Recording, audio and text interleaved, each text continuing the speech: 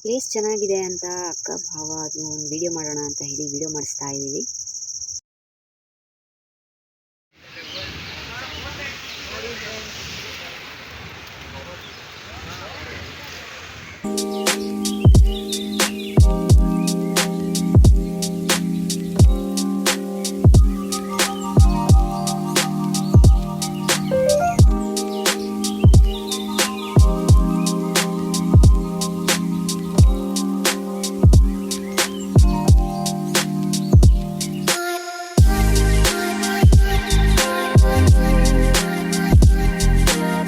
ಮನೆಗೆ ಹೋಗ್ತಾ ಇದ್ದೀವಿ ಎಲ್ಲರೂ.